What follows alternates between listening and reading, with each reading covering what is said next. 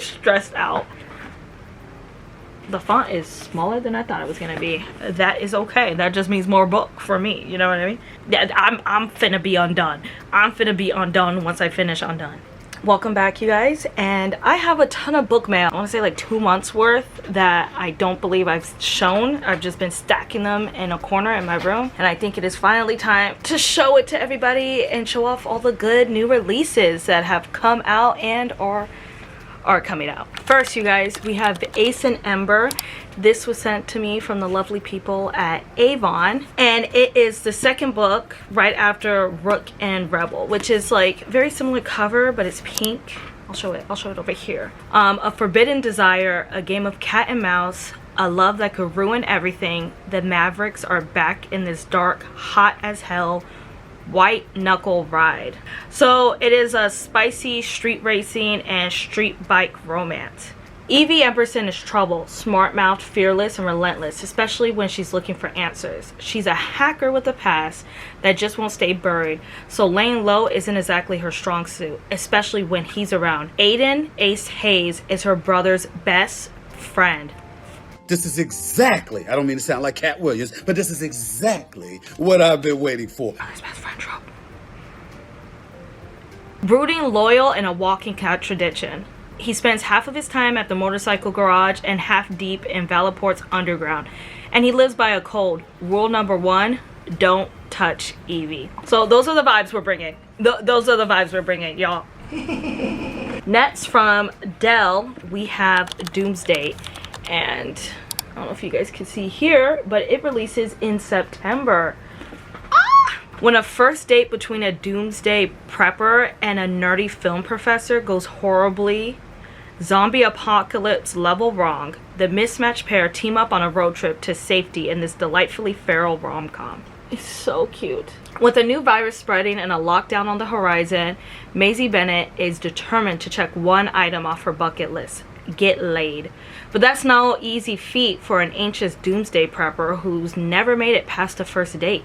So when a handsome, stubbly-jawed professor swipes right and agrees to meet up, Macy vows to act normal and to leave her taser at home. Dr. Everett Greer has lost all lust for life after a personal tragedy, but he doesn't have the heart to stand up the poor woman his best friend catfished to force him back out there. Okay, Maisie turns out to be surprisingly lovely, but there's something off about her too. With her clinking cargo pocket shy smile and a utility belt full of, are those weapons? Unfortunately, their awkward first date goes from bad to doomed when the GI virus that's trapped half of America in the bathroom starts claiming its first casualties, then reanimates them into flesh-eating zombies. And this is precisely why Everett doesn't date anymore. Okay, so that's fun. Also, in America, we just had like a poop virus going around ourselves, so I don't know if Laura was telling the future with this one, but I am super excited. Next, look how pretty this cover is. We have Legally Yours, Violet Lopez from Simon Team, and this one releases in October. Violet Lopez has a plan. She'll graduate valedictorian, go to Harvard, and become a big shot lawyer.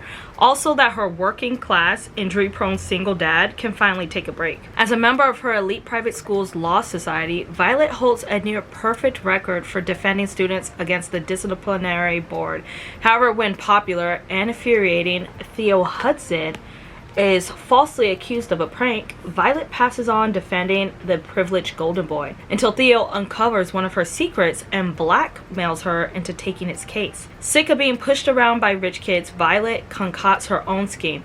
She'll twist his alibi, lose key evidence, and mislead witnesses, and play the perfect lawyer on the surface. Theo goes down, she gets paid. But the closer Violet gets to Theo, the more she discovers that he's deeper than his devilish charm. Violet can object to falling in love all she wants, but her heart overrules every time. Look how cute that is! Ah! This one is a YA romance. That's why it came from Simon Teen. But I think this will be a quick read. It's not, it's not too thick, and I absolutely love the synopsis.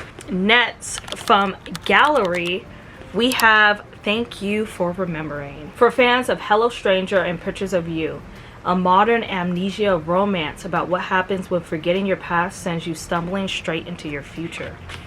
Funny, I actually have 2 amnesia romances somehow, both releasing, and this one releases in September and this one releases in October. I'm gonna read it from my phone, y'all, so you're gonna see this bright light on my glasses. Growing up, Marnie Stevens believed that destiny was real and the universe had a plan.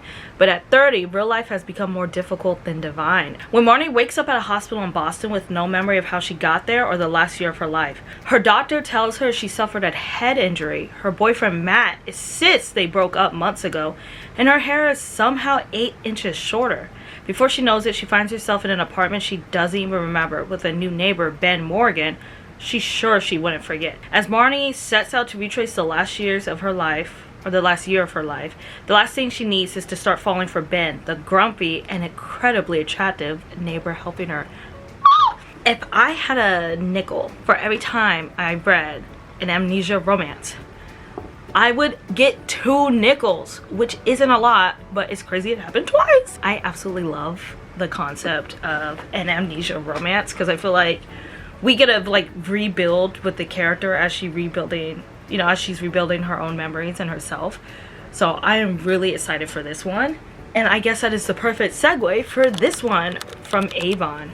The tropes are rivals to lovers, forced proximity, slow burn, yearning, and second chance romance and memory loss. A second chance romance following a young woman who wakes up in the hospital with no memory of the past 6 years, only to find that she's apparently married the one man she can't stand, her arrogant and infuriating former boarding school rival.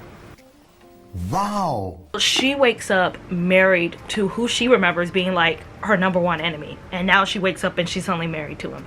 So, y'all, low-key, I should just do an amnesia. Should I do an amnesia reading vlog? Next, and certainly not least, I have Undone by Peyton Corinne. I absolutely loved Unsteady, Unloved, Unbound. All so good. I 100% cried reading every single book. She does such like in-depth, like emotionally heart-wrenching stories set in university, and it's a lot. It's really good, but it's a lot. Like, you have to be the right mindset to open a Peyton Corinne book. Oh my God. And so this is the final book featuring Torrent Kane and Lily. And we meet him in the earlier books, and you could just tell there's so much about his character, and I've been waiting for his book for so long, and I finally got it. Torrent Kane has always been a magnet for trouble. Branded as dangerous and brutal, his reputation has followed him from the playground to the ice rink. After a scandal cost him his first-round NHL draft pick, Torrent's last shot at redemption lies with Waterfalls University's hockey team, who all despise him for what he did to their captain at the last Frozen Four competition. To make matters worse, Waterfall's new assistant coach is Christopher LeBlanc, Torrent's former coach and the man who knows all of his darkest secrets. Lillian LeBlanc is out of chances according to her father. After flunking out of an Ivy League, she's struggling, and her father's strict rules are the only thing keeping her afloat. Suffering beneath the weight of his suffocating control, Lily is desperate to keep her need to paint as hidden as her depression.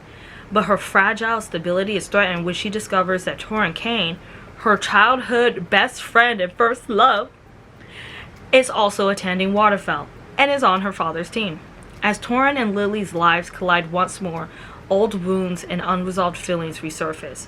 Torrent must confront his self-destructive tendencies and learn to let others in, while Lily faces the daunting task of breaking free from her father's grip. Their connection could be the key to healing or the spark that reunites the chaos they've been trying to escape. You don't understand how excited I am for this book. I will definitely record myself reading it because I'm going to cry like a little baby.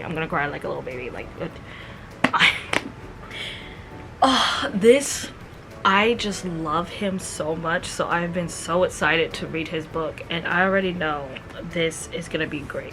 Also, the copy they sent me is so pretty. Like, it's so clean. I'm like looking at it like these are the whitest pages I've ever seen. And this was from the lovely people at Atria Books, so thank you guys so much. Yeah, I'm finna be undone. I'm finna be undone once I finish Undone. Nuts. We have A Taste of Magic from Gallery. Me and Gallery, we like this, like we besties. And this is the second book. The first book is Love's a Witch. Return to Scotland's most magical small town in the follow-up to the national bestseller Love's a Witch. She's hexed, he's her ex. Wait, okay. Hexed, he's her ex. And if they can't play nice in the kitchen, Briarhaven's favorite baking competition might just go up in smoke. Second chance romance, grumpy sunshine, found family, magical baking competition, witchy sisters, and cozy fall vibes. So I think this would be the perfect one to pick up probably right when August ends, right when September begins. And it looks like it's double POV too. It is. Shut up. And then if I really like this one, I think I'm gonna go backwards and check out the first book. Next, we have Chaotic Orbits. This one's cool because it seems like it's actually 3 like smaller novella sized books all put into one. And this is from the lovely people at Daw. And look at how gorgeous this art is. And this collection of all 3 original Chaotic Orbit novellas, readers will be pulled into Ada's elaborate cat and mouse scheme as she navigates the will they, won't they temptation of a romance with Rianne, an annoyingly principled government agent. Ada Lamar has a very good reason for being the first at the wreckage of an intergalactic ship. If Rianne Wright, leader of the government ship sent to examine the remains, can't tell truth from lie when it comes to her excuses, well, that's his problem. And Ada has absolutely no issue whatsoever being his problem. In fact, when Rianne's in the picture, she's determined to do the wrong thing. Whether looting an off-limit shipwreck, stealing something from a high-security museum at an intergalactic gala, or pulling off the heist of the millennium at a trillionaire's home base, Ada always has a plan. It's just that her plans didn't account for Rianne's dangerously sharp hazel eyes. Featuring a new exclusive short story from Rianne's point of view, this edition gives fans everything they want and more. So come fall in love with the epic space romance from the reigning queen of romantic sci-fi. We have Ada and we have Rianne. A little upside down. There we go. Yeah, the art on this is so good. I want to read more books like set in space. Next from Gallery again, we have The Shrouded Queen. A slave and a princess switch places to survive, igniting parallel journeys of love and destiny. So this is already released, and I love the concept of a slave and a princess switching places. As a slave to the Azhorian royals, Samira has always known she was expendable. So when the vicious cult folk attack, she is ready to die as a decoy for her princess. But when she's captured instead, she's forced to impersonate the princess and survive through brutal trials. Love a deadly trial. All under the watch of her dangerously intriguing, shape-shifting captor. Amunet Kata, now Queen of Azhora, is on the run following the king's death. With only her guard with benefits Jazim by her side, she must evade treacherous allies while racing to contact her father, the god of the underworld, before her long-promised powers slip beyond reach. While Amunet embarks on a quest through the wastelands, Samira learns the true reason for the attack and unlocks secrets in her past that could change everything. And with threats growing on all sides, Samira and Amunet must decide who can they trust. So many bangers. I'm low-key stressed out. Next, we have Flirting with Murder, and this is from Wednesday Books. This one is also already out, and they were kind enough. They sent me like cute little goodies with this one. Like there's like stickers and a signed book plate. Welcome to Castle Claude, where the performances are to die for. Some people visit Florida for theme parks and beaches. High school junior Virginia Tillis is there for murder. Accident, electrocution, tainted hand lotion, every victim meets a different end at her grandmother Lainey's pink condo.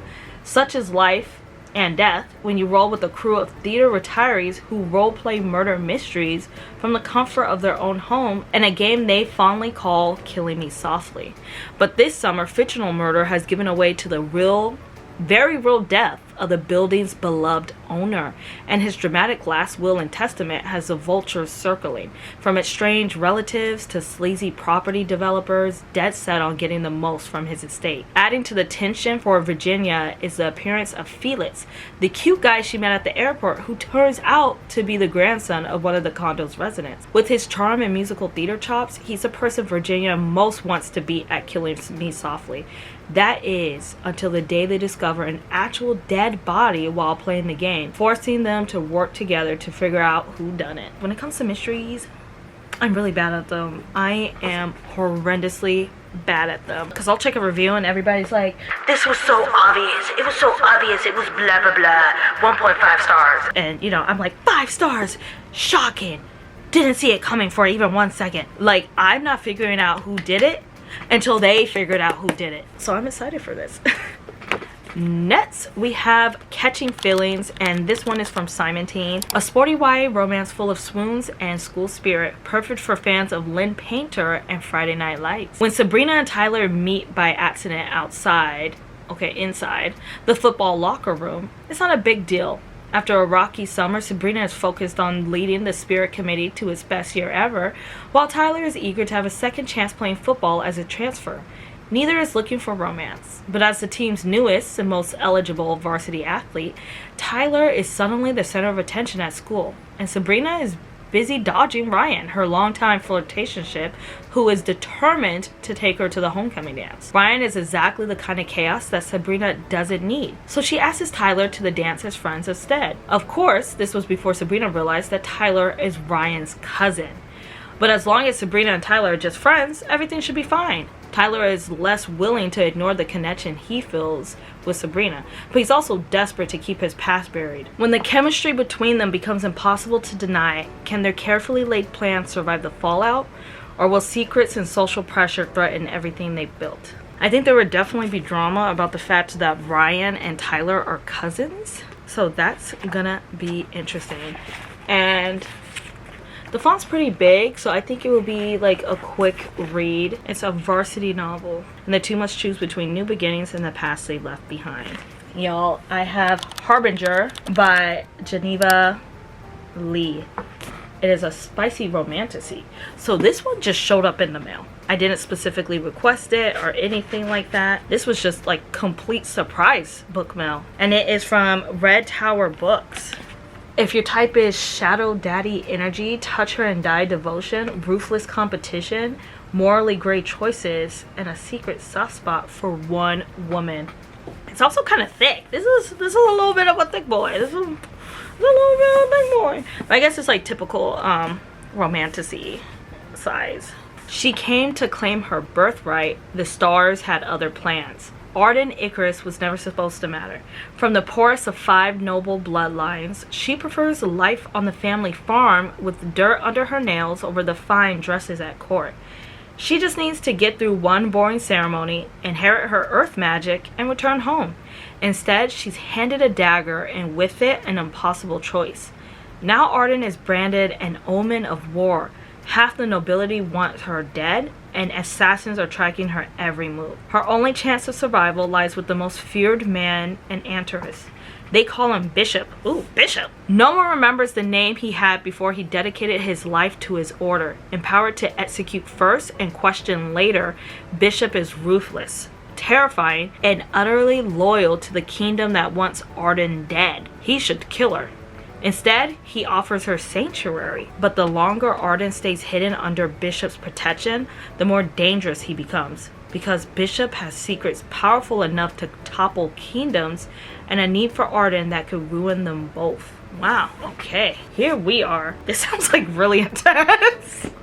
This is like, yes, queen, slay! Slay your enemies! like, this is that vibe. I'm just like all over the place right now. It is definitely giving exactly what it said. Shadow daddy energy vibes, like touch her and die. And Rebecca Yarros blurbed it. She's the one who blurbed it. So another good sign. Next we have Devil Inside. Is it The Devil Inside? No, just Devil Inside.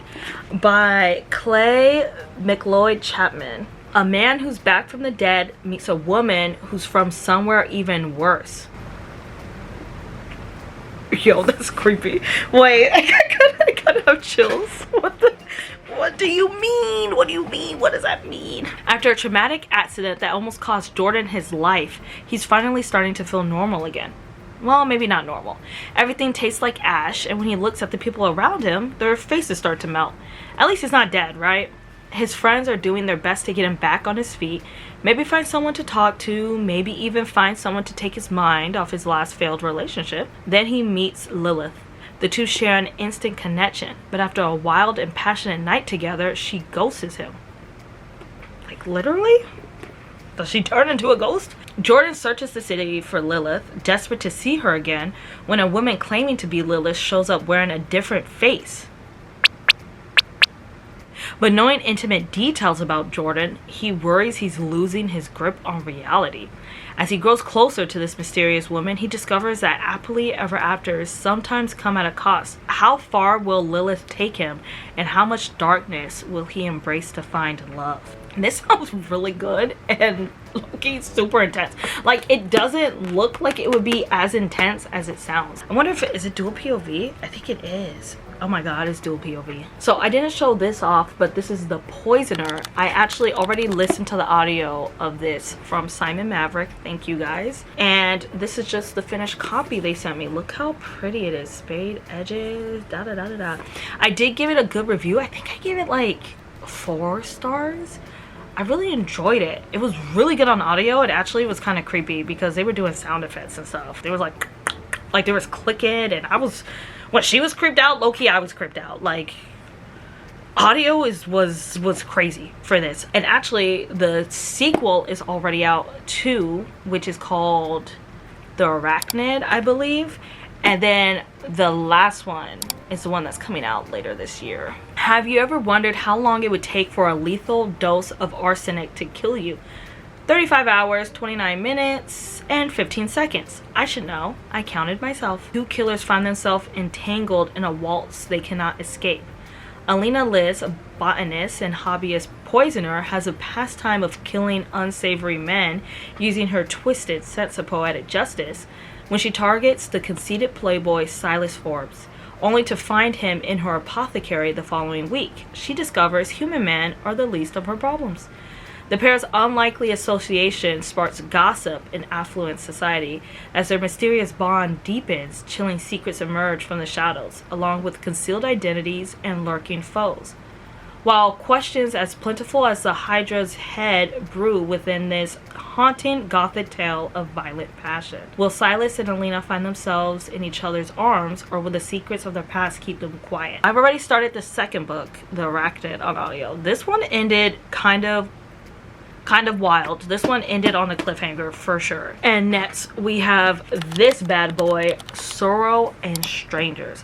So I am not gonna read the back of this at all. I refuse, because it is actually the second book to Blood and Betrayals, which you guys should be seeing me post a reading vlog of soon. I'm gonna post a reading vlog of me reading both of these. 1/3, a little over 1/3 through this one. So I cannot read this one to you because it will be all spoilers on the back. I won't even look at it. But Simon Maverick sent me this. They also sent me this one too. So this is the finished copy, and then they sent me an arc of the second book. We follow Summer at her university she's attending. She was basically enrolled unbeknownst to her, and she is fae, and it is a university of like creatures. We have like vampires, angels, gosh, like anything you could think of, they're there. Shifters, all of that. Clearly it's a big book. There's a lot going on. I don't even know how to quickly explain it, but like we have mysteries, we have a stalker, we have a killer, we have a lot of stuff going on. It starts very like, ooh, romance, you know, university drama. We got football and cheerleaders and stuff like that. Like we start very like, ooh, and then low-key, I'm right here, it's progressively getting darker. It's definitely getting darker. It's not too dark yet by any means of the word, but like I'm starting to like see beyond the veil. Thank you, Simon Maverick, for giving me both of these ones. Next we have The Only Way Out Is Up, and this one is from Orbit. Thank you, Orbit. And it comes out in September. A small line scrapper and his pet robot will fight their way out of the junk heap in a tournament that will either make them richer than gods or rip them apart in the first book of Django Wetzler's brand new lower climbing robot fighting progression fantasy adventure for fans of Cradle and Dungeon Crawler Carl. I was just about to say this reminds me of Dungeon Crawler Carl. I am halfway through that book. I was listening to that on audio too. As you guys can see, I keep starting books and needing to finish them. But I was really liking Dungeon Crawler Crawl. I just need to finish it on Audible. I love the whole dungeon progression we must survive thing. And it looks like this is also a tournament, kind of like that.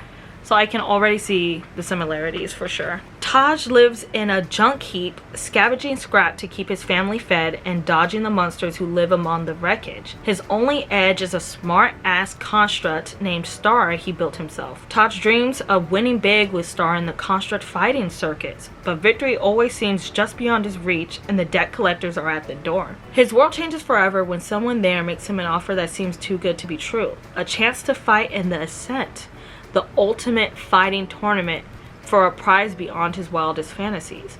But things that seem too good to be true usually are, and Taj finds his new benefactor comes with plenty of new enemies. As he ventures beyond the only world he's ever known, he discovers it's not just his money on the line in Ascent, it's his life. Yeah, I'm sure. This sounds good, and look, you can see the little robot, you can see Star, so that's cute. I am excited for this one. It's from the author of How to Become the Dark Lord or Die Trying. Let me know what you guys are wanting to pick up. Like, do any of these sound interesting to you? Because they unfortunately all sound interesting to me. And that is unfortunate because I have a 9-to-5 job and I don't know when I'm gonna read all these books. But I'm so excited. Like, that is such a good problem to have. Speaking of problems to have, we have this one. Look at this. How cute. He's brooding, she's brilliant. Together, they're Oxford's secret weapon. Oxford, 1951. The Honorable Genevra Bishop likes red lipstick, clever retorts, and earning 2 marks in her tutorials.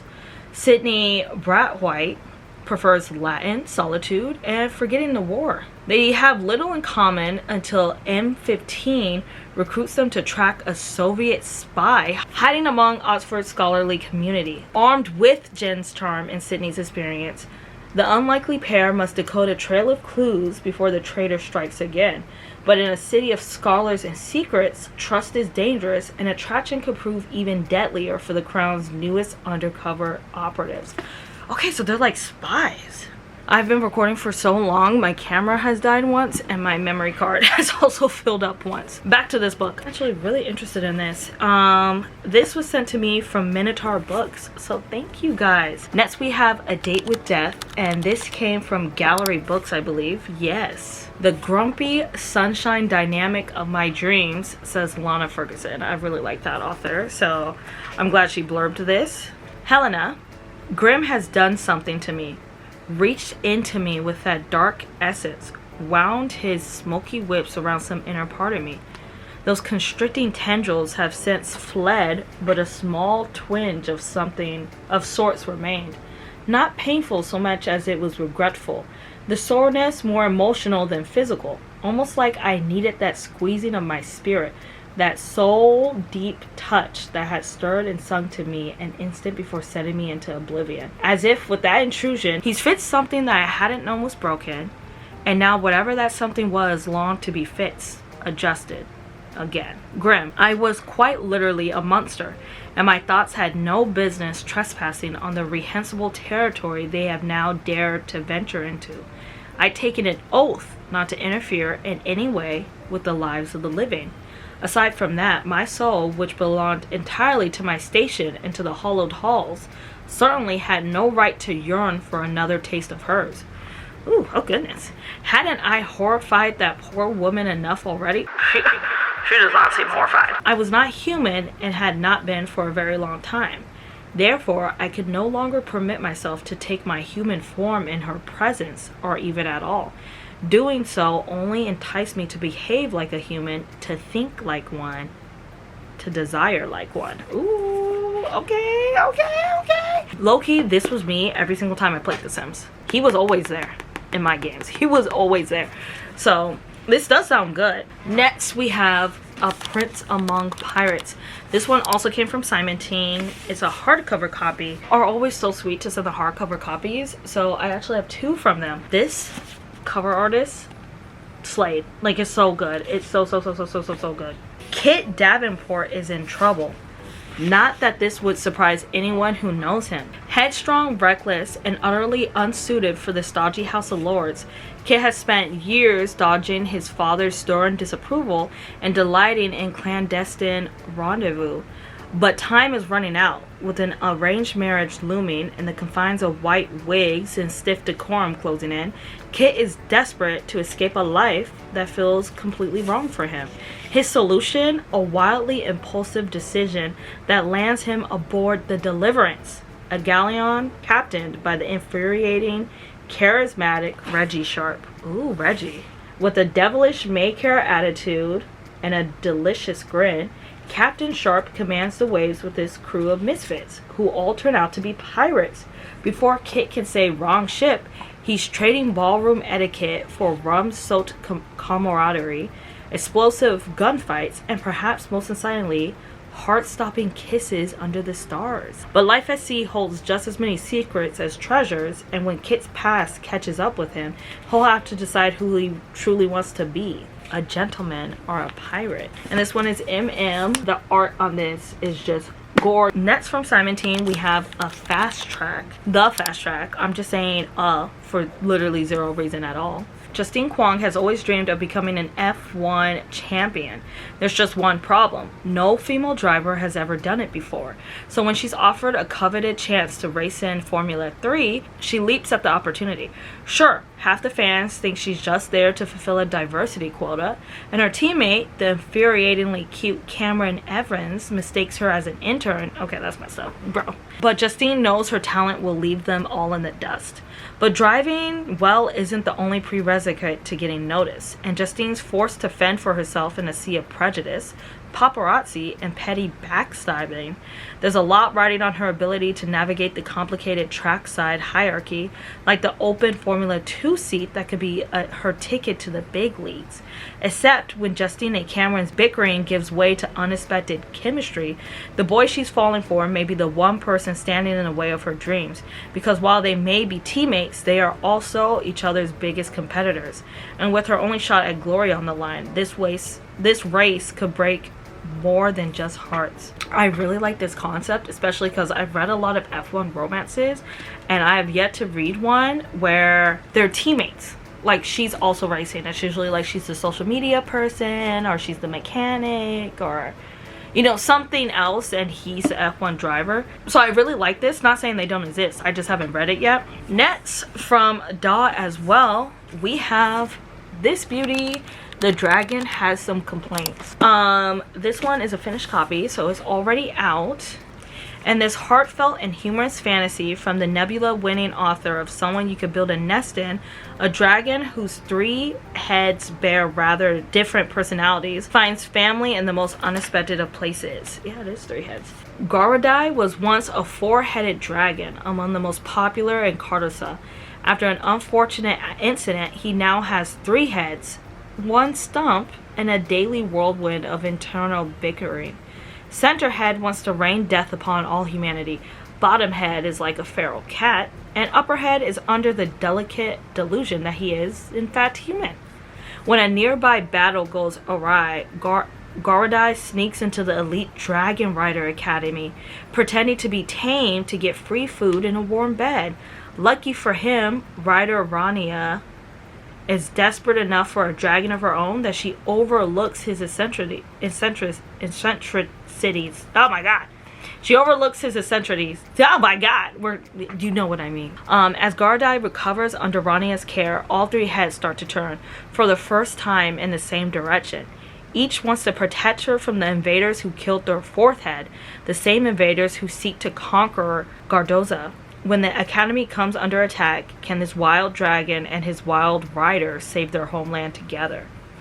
This is so cute. Wait, I love that. Oh my god, he's like a little stray dragon, basically. That's adorable. Wow, it really is like 3. You can see the different personalities of the heads, even from the art. Okay, and next, from my great people over at Gallery, we have Every Version of You. So this has already come out, and I've actually seen so many reviews for this already about how good it is. Joey Vasquez's life is the definition of good on paper. At 32, she's a lawyer on the cusp of making partner. She owns her own house in Los Angeles. Okay, she's rich. Owns? She doesn't rent it, she owns it? Yeah, Her life is pretty good. What do you mean? And she almost keeps pace with her adopted sister in her parents' eyes. That's wild because you own a house in LA. I'm sorry, y'all. I live in LA. What do you mean you own a house in LA? I can't even imagine owning a house in LA. Like, I'll never get to that point because are you kidding me? When she reluctantly arrives at the very coupley dinner party hosted by Elijah Aarons, the best friend she secretly pined after for 14 years. Damn, girl, 14? She's dismayed to find that the last person on earth she'd ever want to see again is also there. Alex Aquino. Your basic, rich, silicone beach bro asshole. Damn. The night couldn't possibly get worse. And then she dies. Wow, yeah, her night did get worse. This girl is hilarious. I'm already liking like the vibe of her. When Joey is given a second chance at life, she finds herself 18 again. The year she met both Alex and Elijah. Armed with memories from her first life, Joey is certain she's come back to finally convince the one man she's ever loved to love her back. So why does she find herself strangely drawn to the man she thought she hated? Good question. You tell me, girl.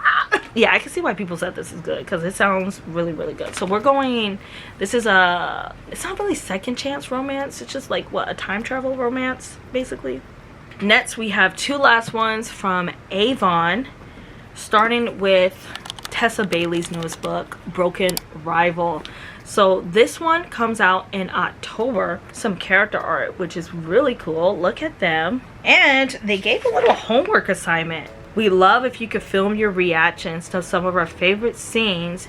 Page 61, 147, 188, 235, 245, 295, 343, and 367. Some of these pages will have you screaming and sweating.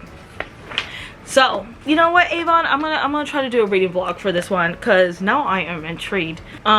This one is also a time travel romance. So, I don't know. Should we do like a little time travel romance vibe going on with these? We might have to. We might have to. Two rivals, one girl at a time, the fate of the world, and her heart hangs in the balance. Magnolia Brown loves Friday night football games, volunteering, and dominating at high school swim meets. Just your average, everyday 18-year-old, except for one thing, she's from 50 years in the future. Magnolia's parents, two brilliant scientists, are the inventors of time travel. But due to widespread destruction and rampant abuse of the technology from a corrupt few, time travel is outlawed and punishable by death. When Magnolia's parents are seized and executed, oh my goodness, for illegally traveling to the past, they leave Magnolia stranded in 2026 without a way to get home. Now Magnolia has nowhere to turn but a complicated Kansas family with two sons. Fallon, her high school sweetheart with secrets of his own, and Ramsey, the brooding militia commander who hunts and kills criminals like her. Magnolia knows Ramsey resents and hates her, but how can he be her true enemy when he looks at her with such hunger, despite his callousness, and guards her with his very life? Which brother can she trust, and is the real danger coming from inside the house? I already have like multiple questions because I'm like, if she's from 50 years in future, so she would be from what, 2076? But then the brother hunts and kills time travelers. That means even in 2026, time travel is still a thing. Right? Or no? I don't know. Or is it his future self who hunts and kills time travelers, but not his 2026 self? I'm gonna have to read to find out. Clearly, I don't know. I have two Amnesia books. I have two time traveling books. I can read Dungeon Crawl, and the only way out is up. Like, there's so many things that go well together. Last, but certainly not least, we have the Immortal Rose from Avon 2. Thank you. Look how pretty this is, y'all. Can we get a moment? Can we get a moment? This is our last book. Let's take a moment. Okay. Every bargain has its thorns. Members of the ancient Roseborn family have a strange gift born of a fairy ancestor, the ability to infuse fragrance with magic capable of manipulating mind, body, and emotion. Ooh, that's why we got a perfume bottle on the front. When a shocking murder, okay, wow. Murder. You just be reading a book and suddenly there's murder. When a shocking murder leaves the kingdom of Albion vulnerable to a coup, royal spy master Hugh Thornton seeks the one person who can help, Viola Lockwood, the last living Roseborn and secret heir to a fraught legacy. Livid at the silver-eyed aristocrat who has had her thrown in jail to force her compliance, Viola nevertheless comes to an agreement with him. In exchange for crafting immortal rose, the singular perfume capable of saving Albion, illegitimate Viola can seize the life and fortune that should have been hers. As Hugh and Viola race to find the perfume's lost fairy ingredient, hidden deep in Albion's dark underbelly, neither can deny the scorching attraction building between them, especially as the attempts on Viola's life grow increasingly brazen. But a terrible truth lurks in the heart notes of their kingdom, and while every bargain has a cost, immortal rogues may demand more than Hugh and Viola can ever pay. Look on the back, we see like the final copy, and it has sprayed edges. Those are really pretty. I'm excited for this. Wow.